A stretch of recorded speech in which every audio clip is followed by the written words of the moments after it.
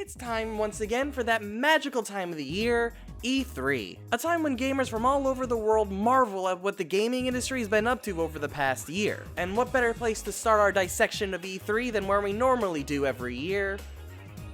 Google?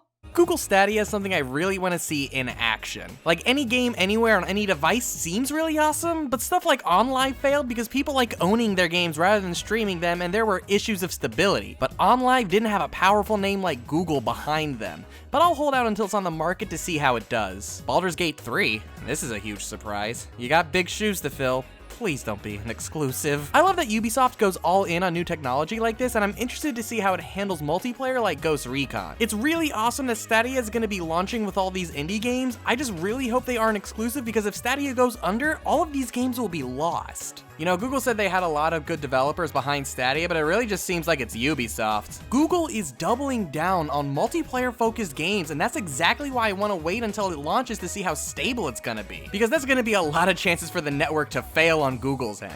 Oh, and I guess Destiny 2's new expansion looks pretty cool. Stadia Pro being $10 a month is all fine and dandy, but I also want to know how much games that release for it will be, because I'm not sure how I feel about having to pay a monthly fee on top of $60 for games. If they want me to buy something I won't be able to own, I hope they're at least at a discount. Like, if the games are at full price, there's no reason for me not to just buy a digital copy on Steam or other consoles. Who cares if I can't play it while I'm shitting? Next up is EA Play. EA apparently learned their lesson from past press conferences and decided to go with something more similar to a Nintendo Treehouse this year. So at least they're showing that they're a little bit smarter this time. I like the fact that they're putting more focus on less games rather than just trying to fill time any way they can. But this guy is acting like he did a Scarface worth of cocaine. Oh yeah, we're totally off script. They gave me cards. That was the dumb idea. Nobody cares. Also, why is this the longest press conference for the least amount of information? You haven't fully learned your lesson. Star Wars Jedi Fallen Order looks like what EA needs to be doing with Star Wars right now. It seems like a Star Wars version of Uncharted, and that's exactly what I love about Star Wars games. They just take established genres and add a Star Wars skin to it, but I'm also waiting to see what bullshit they pull, because I'm sure they'll EA it up somehow. But at least the developers themselves are really passionate about their project. I remember when it came out, everybody said Apex Legends was going to be the thing to kill Fortnite, but now it just seems like the only people who care about Apex are in this room. More Battlefield maps, more Madden, more FIFA, you know, the usual EA bullshit. The Sims isn't for me, and it's not really exciting, and the fact that this was their big finale really shows that they really need to stop doing these big pressers. Skate 4. I'm sorry, we just ran out of time. Also, don't say something like that if you're not actually planning on announcing anything, or else you just look like an asshole. I know younger me would have loved The Outer Worlds, but right now it comes off as pretty generic, but it seems like a fun game to pick up during a sale. The gameplay in Bleeding Edge reminds me a lot of God of War Ascension's multiplayer, and I really don't know if that's a good thing, and I feel like I've seen this art style 100 times already, so pass. Ori in the game I thought was already out. They turned Minecraft into Diablo, and for the first time in my life I can say I care about Minecraft. I have no idea why EA even does press conferences anymore. Since the thing about the Blair Witch is the fact that you never actually see the monster, I really wonder how this will play. All hail God King Keanu Reeves. Man, this is just one more reason to love Cyberpunk 2077. The feeling of being there, of walking the streets of the future, is really going to be breathtaking. You're breathtaking. You're all breathtaking. This man is just delightful, and he's having the time of his life milking it up here. I already am in love with whatever Spiritfarer is. Battletoads looks like it's gonna fill the void left by Castle Crashers. The Legend of Right looks so imaginative and up my alley, I can't wait to add it to my Steam library and never play it. Here are a bunch of games that will be better on PC. And that's also where you can play them, because the Xbox Game Pass is coming to PC. The idea of gaming subscription services like the Xbox Game Pass is very interesting, but for some strange reason, I'm never actually enticed to pay for the thing. I already have a bunch of games on my backlog, and I don't want to pay a monthly fee to add to that list. There are a lot of people who love simulator games, and I'm just not one of them. I can't get it out of my mind that Age of Empires 2 Definitive Edition's new art direction just looks like Octopath Traveler. Post-apocalyptic hobo is how you get me to care about your trailer, but Wasteland really is not my kind of game. Yo, the original Psychonauts is absolutely fantastic, and this is coming off as a lot more of the same with a higher budget, so consider me completely on board. My girlfriend is super happy right now. Fucking Dragon Ball Z Kakarot is my literal perfect Dragon Ball game. Open world action RPG gameplay in Dragon Ball, early 2020, sign me the fuck up. Annapurna's doing games now? See, when I was in high school, I just went on the internet and said offensive things I regret and apologize for because it will forever be a stain on my life because of who I was as a person at the time, while Anthony Tan made Way to the Woods and gets featured on Microsoft's E3 stage. So yeah, all I see in this game is how much I regret my life choices.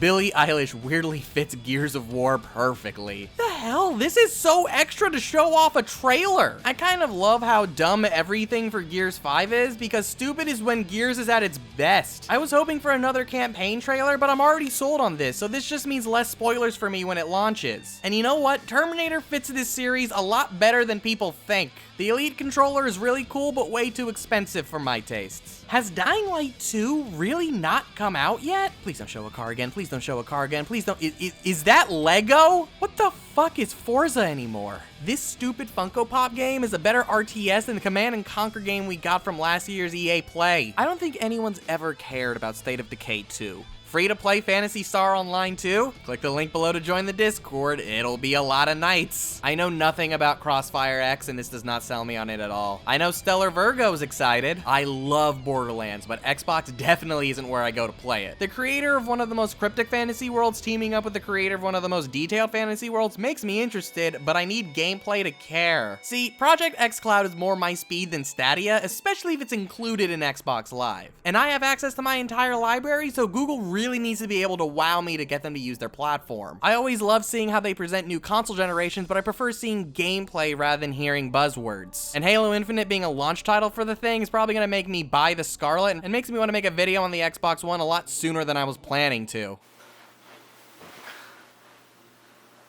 So have you learned your lesson? Again, it just works. Go to your room. Remember how Todd Howard last year came out and said, "Don't worry guys, Fallout 76 will defeat Jiren," and Jiren went all, "You have nothing more to offer." At least they're acknowledging that they screwed up rather than just ignoring it and saying that everything went well. I didn't know that Elder Scrolls Blades was even out, and now it's going on the Switch and crossplay. I might as well give it a shot. Fallout 76 is learning from its mistake by literally being the game it should have been at launch. For me, it's coming off as they want praise for actually finishing their game. And what giant online game doesn't try to shove in a battle royale anymore? It's spooky. Yo, she is absolutely adorable, and Ghostwire looks sick as hell, but show me some actual gameplay. See, the problem with trailers like this is that they make me want an Elder Scrolls movie with this production value rather than making me care about your game. Commander Keen isn't a series I ever expected to see again, but this looks exactly like my aesthetic. I'm not 100% sure on the gameplay, but give me some shorts of this, please. Name one person who plays Legends over Hearthstone. Yo guys, what if we made Rage 2 even stupider? Bethesda's always the first one to say VR at E3, and I'm excited. Co-op is the literal thing that Wolfenstein was missing, and I'm really excited that Youngblood looks so awesome. And it's coming out so soon! Deathloop looks interesting in concept, but I really need to see gameplay of it because Dishonored was really not my kind of game. Even Bethesda's going all in on game streaming with Orion. Game streaming is not something I expected to take up so much floor space at E3, and all we can do is wait and see if this shit actually works once the servers go live. Doom Eternal looks like more stupid Doom action, and I'm 100% here for it. All right, well, we've got one more thing we know that you've been waiting to hear about. Our totally new Doom multiplayer experience. No one wanted to hear about that. But all jokes aside, this does look like a great way to actually give Doom multiplayer that really takes advantage of what makes Doom fun. I really wish that everyone doing pre-recorded press conferences would have as much fun as Devolver Digital does. Fall Guys looks like the only game trying to innovate on Battle Royale. It's a unique spin and so unlike anything else that's come out. Looking at you, Fallout. Devolver Bootleg is so on brand it hurts. I never knew I wanted a Lovecraftian power fantasy until Carrion. Please actually be real. I've never heard of The Messenger, but it seems like a fun take on the Ninja Gaiden formula. I didn't realize that My Friend Pedro wasn't out yet until this trailer. As usual, I love how stupid this whole thing was, but I was hoping to hear something on Metal Wolf Chaos. It was announced with such fanfare last year with a release date that it missed and then absolute silence since. I don't even need a release date. I just want an update on what's going on because again, this is my exact kind of game. Sony! Ubisoft. Say what you will about Assassin's Creed, the music is fantastic. If it's around me, I'll definitely go to this concert. I'm just gonna put a link to a video that I watch before every single UBE3, but this seems like a good evolution of the recruitment mechanic from Assassin's Creed Brotherhood, but I know for a fact it won't be this cool. Mythic Quest Raven's Banquet looks like a very niche TV show that I'd be 100% down for because I love Rob McElhenney, but the fact that it's an Apple TV exclusive probably means it's destined not to go far, which sucks because I think it has a lot of potential. When did Rainbow Six Siege get this silly? Yo, screw Smash's DLC, Brawlhalla got Adventure Time. Fucking Banjo-Kazooie! Ghost Recon really isn't my kind of game, and this does nothing to sell me on it. Wait a minute, ghosts? A dog on stage? Did Ubisoft just fucking make Call of Duty Ghosts? I don't think Ghost Recon has the fan community behind it to open something like this. Why is everyone suddenly partnering with the Terminator? Because when I think Tom Clancy, I think Gacha Game. The yearly Just Dance cringe compilation never fails to disappoint. It's still coming out on the Wii. For Honor is not my thing at all, and I can't tell if the people that like it are actually excited for whatever this is. Rainbow Six Quarantine is a really weird direction to take the series after Siege, and I feel like the fact that it's a new game rather than a new mode is a pretty terrible idea if they're gonna keep supporting Rainbow Six Siege. Please play The Division 2, we are desperate. A Division movie on Netflix? I mean, okay, at least I don't have to pay money to review it. Ubisoft does have a nice catalog, but every game worth a damn from them is super cheap to buy because they make so many sequels, so I don't really see the value of this. Ubisoft is going all in on Stadia. I'm playing both sides so that I always come out on top. This clip is way too relevant now. Ubisoft presents Rocket League without cars. Gods and Monsters looks like it's gonna fill that Kid Icarus hole in a lot of people's hearts. All right, Square, what do you got? Wouldn't be a Square Enix press conference without something screwing up.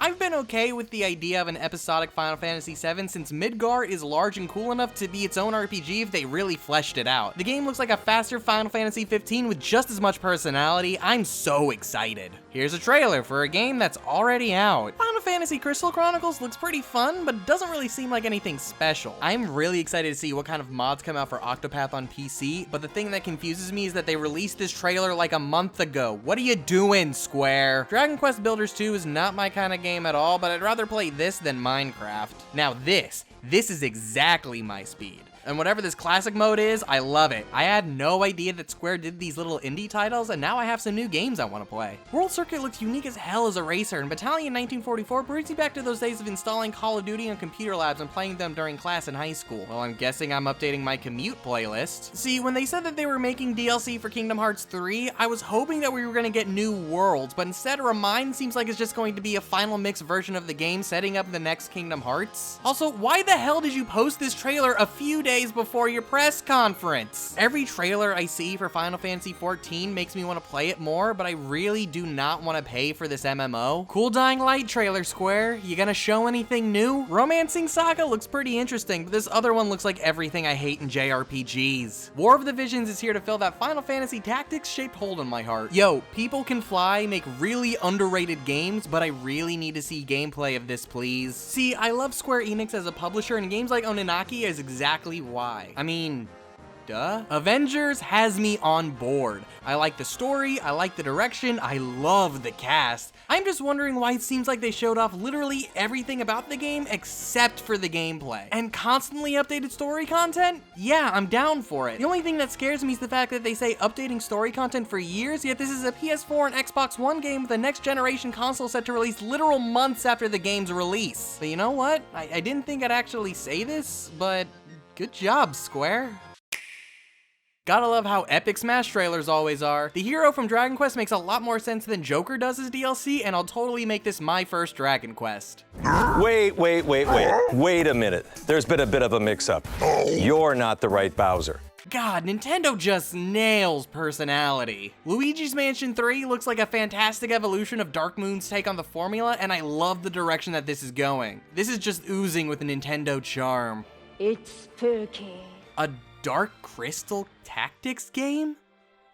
Alright. I know Red Shojin is excited. The Switch is the perfect JRPG machine, and it's becoming the main kind of games I've been playing on it. So never stop giving me more. I'm calling this the Switcher, and you can't fucking stop me. I've never been one to care about Fire Emblem, but this one looks interesting enough for me to maybe pick up when it's on sale. But I would 100% watch an anime of this. The worst Resident Evil games coming to a Nintendo Switch near you. I should really play the other No More Heroes games. If you told me a new Contra was coming out, I'd say you're on as much cocaine as the EA presenter. But is it just me, or does this really not look or feel like what Contra would be in the modern day? Daemon X Machina's demo sold me on the game, and this is gonna be a fun birthday present to myself. Panzer Dragoon looks like the best Star Fox game to come out in recent memory. They didn't show anything new in this direct for Pokemon, so I'll just talk about last week's direct here. Pokemon looks great. Like I said last year, Let's Go really didn't appeal to me too much, but it was a fun enough nostalgic trip that I never finished because the experience was way too easy to really be enjoyable. But Sword and Shield truly does look like a console Pokemon experience I was hoping for. It's got a massive world, co-op raids, Keiju Pokemon, dynamic weather. This is truly the first time I've seen Pokemon try something different, and I'm just praying it's as fun as they're making it seem here. Also, sword-wielding dog,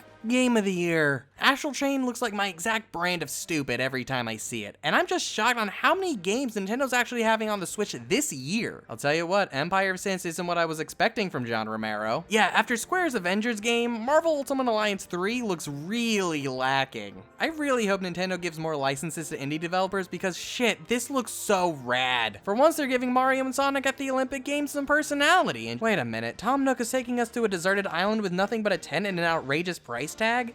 Is this Animal Crossing Fire Festival? Port everything to the Switch now. Fucking Banjo-Kazooie? It's fucking happening! Just look at him, he's so perfect! I'm in love! Please put these on this? I think the sequel will be to Breath of the Wild what Majora's Mask was to Ocarina, and that's pretty cool, but you know what it's missing? Fucking Banjo-Kazooie! Duh, motherfuckers! Papa Bear is ready to smash!